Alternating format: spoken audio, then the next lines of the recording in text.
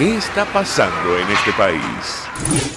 Y saludamos en línea telefónica a nuestro primer invitado. Con él vamos a hablar acerca de lo que está ocurriendo en los centros de reclusión en nuestro país, sobre todo aquellos donde hay presos políticos. El doctor Joel García es abogado de varios presos políticos, defensor de derechos humanos, incluyendo varios diputados, miembros del gobierno interino. Doctor, gracias por atendernos. Muy buenas tardes. Buenas tardes, María Alejandra. Buenas tardes a toda tu audiencia.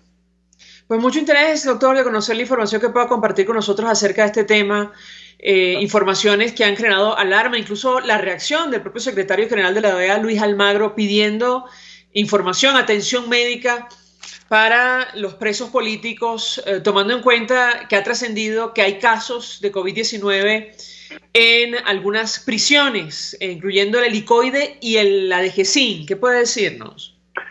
Sí, bueno, desde ayer estamos viendo con suma preocupación el hecho que vimos un comunicado de un familiar de un preso del SEBIN diciendo que su familiar estaba contagiado de COVID y le estaban suministrando tratamiento vía remota, ¿no? Eso genera bastante preocupación porque ¿qué puedo entender como remoto? No sé, si es por teléfono, por Zoom, por WhatsApp, no sé. Y después el diputado José Manuel Olivares, en horas de la tarde, publica también un tuit donde él confirma que hay un preso del SEBIN, que estaba en el SEBIN helicoide y está recluido en un hospital clínico universitario. Para nadie es un secreto las condiciones de insalubridad y del escaso o nulo acceso a los servicios de salud con que cuentan los presos políticos y especialmente los que están recluidos en el helicoide, en la de Gesín, en la Policía Nacional Bolivariana, en la Quebradita, San Agustín. Sabemos cuáles son las condiciones porque son sitios que siempre han carecido de agua potable. El agua que ellos utilizan generalmente la que los familiares les suministran. Entonces nos imaginamos las condiciones en que se encuentran ahorita. Estando en una situación de alarma, como vemos que las estadísticas o las cifras que el régimen da a diario, que sabemos que por ende existe un subregistro muy grande, que es cada día mayor el COVID en esos centros penitenciarios, en esos centros de reclusión, tampoco es ajeno, o sea, ahí debería estar presente. Y hay que tomar en cuenta que los presos políticos, desde el mes de marzo, no tienen visitas de familiares. Precisamente con la excusa le pusieron de que era para evitar contagio. Entonces, no tienen visita. Y si tenemos esos focos de contagio en esos centros, la salud y la vida de esos presos políticos está corriendo, pero peligro, pero mucho peligro está corriendo, porque sabemos que servicios de salud no tienen esos centros. Y además, nuestro sistema de salud, en términos generales, está en el piso. Vemos todos los días cómo hay personas que, con síntomas, van a un lugar, a otro, y en todos los rebotan, nadie los atiende. Personas que han ido hasta el poliedro, supuestamente hicieron estos días una propaganda sobre el poliedro y no tienen dónde acudirlo, dónde atenderlo. Entonces, imagínese usted la situación de los presos políticos. Nosotros lo vemos con mucha preocupación, a pesar de que mañana quizás tenga la oportunidad de ver a Juan Requesén, porque para mañana nos convocaron a la audiencia de continuación del juicio oral, pero no público, que se le viene siguiendo desde el mes de diciembre por el caso de magnicidio. Mañana a las 2 de la tarde estamos convocados para el Palacio de Justicia. Mañana, si lo trasladan, tendré la oportunidad de conversar con él, porque desde el mes de marzo no he podido conversar con él, a ver cómo está la situación dentro del helicoide. Varias inquietudes, doctor. Entendemos que el diputado Juan Requesén, como otros presos políticos, tiene condiciones preexistentes, con lo cual, bueno, es especialmente vulnerable en caso de contraer esta novísima enfermedad. Yo le pediría un comentario al respecto. Sí, como sabemos las condiciones de paciente bariátrico que tiene Requesén, es una alimentación que tiene que ser acorde a su patología. Y el caso de Roberto Marrero, es un asmático crónico que desde mucho antes de nosotros conocer y saber sobre esta pandemia, desde mucho antes de todo esto, se le estaba pidiendo asistencia médica porque en las condiciones donde tienen a Roberto Marrero es una celda sumamente pequeña que ni siquiera tiene ventilación del exterior, de nada, y además que la parte de higiene del baño está dentro del mismo calabozo. En el caso de Juan Requesén, recuerdo que en 2 audiencias anteriores a que se decretara el estado de alarma, por escrito y verbalmente le solicitamos a la juez que en ese momento Juan Carlos Requesén tenía una infección respiratoria y que debía ser trasladado a un centro de salud. Bueno, nada de eso se hizo, nada de eso se materializó y hasta ahora no tenemos respuesta alguna. Solicitamos revisiones de medidas, a ver si se le otorgaba por lo menos una medida cautelar menos gravosa y tampoco tenemos respuesta de ello.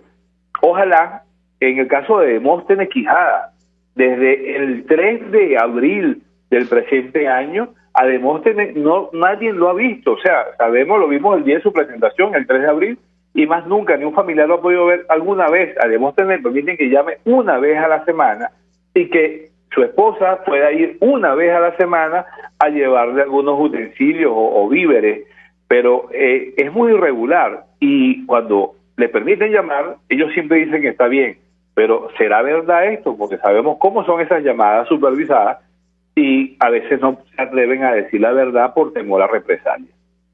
Ahora, sobre la alimentación, doctor, porque entendemos que todos los presos en Venezuela dependen de sus familiares para tener acceso a algunos alimentos. ¿Qué información puede compartir con nosotros tomando en cuenta que desde marzo, bueno, no tienen visitas? Lo escuchamos. Además de no tener visitas, está también las restricciones de tránsito en la ciudad. Vemos cómo también depende de la alcabala, del policía que esté de guardia, que a veces permite el acceso a otros no. Fíjense que en el caso, por ejemplo, de Roberto Marrero y Requesén, la comida se la están llevando una vez a la semana o cuando máximo 2 veces a la semana y llevarle en cantidades suficientes para que más o menos le pueda abarcar la semana. En el caso de Demóstenes Quijada, igualmente se le permite una vez a la semana y se le lleva más o menos en cantidades de que le permita subsistir durante esa semana. Por lo menos sabemos que se le está entregando, porque cuando ellos llaman a sus familiares, dicen que la recibieron. Por lo menos se está permitiendo eso.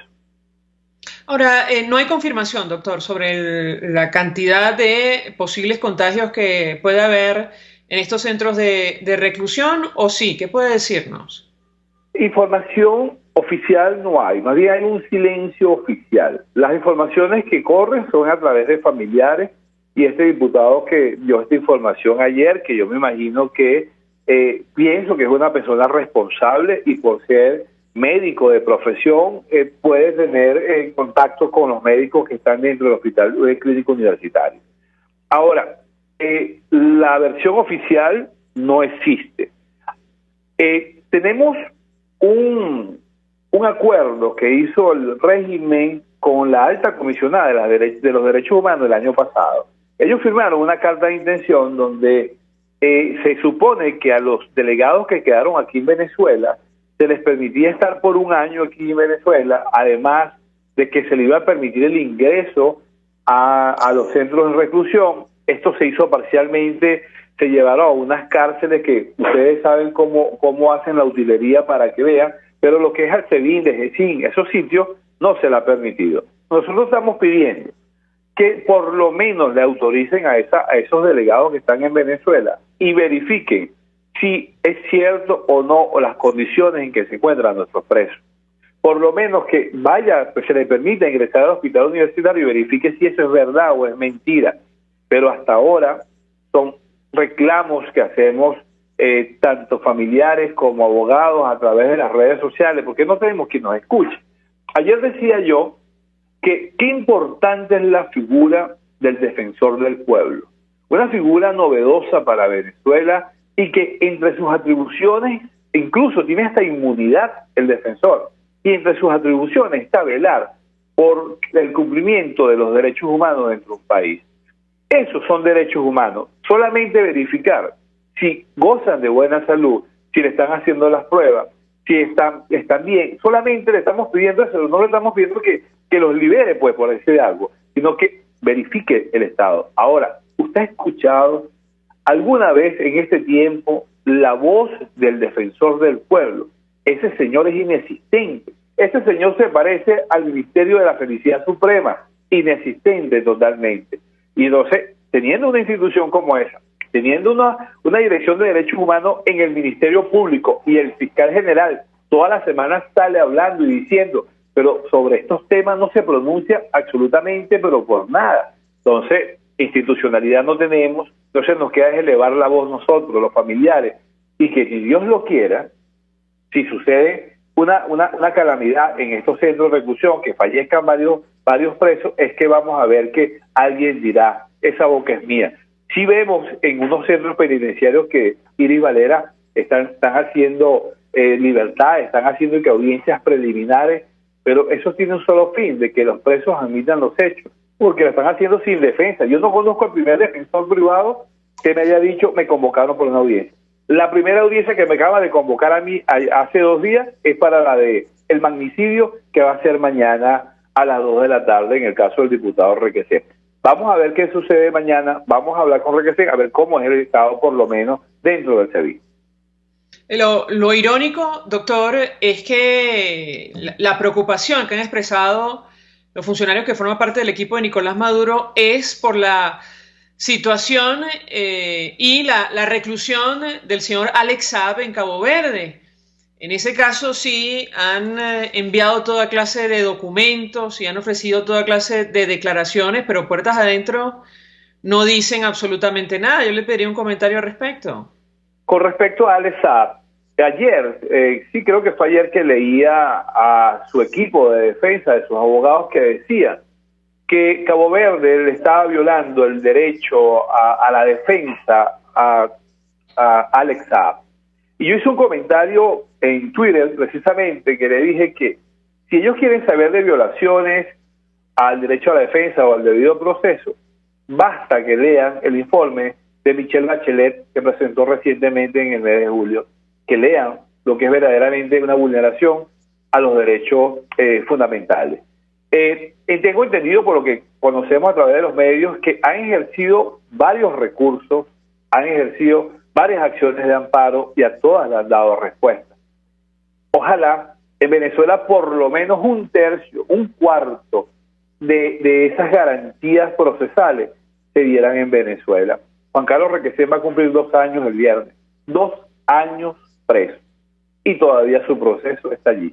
Les digo, 2 años preso y yo no tengo respuesta de la apelación, es decir, el recurso de apelación que ejercimos en agosto 2018 con ocasión de la privativa de libertad. Nosotros, el equipo de la defensa, no tiene respuesta de ello. Entonces, comparando el proceso de Alex Saab y comparando con el proceso de cualquier preso político en Venezuela, eso no tiene comparación para nada. Y vemos cómo aquí el canciller habla de que Alex Saab, además de ser diplomático, es agente del gobierno y estaba en misión.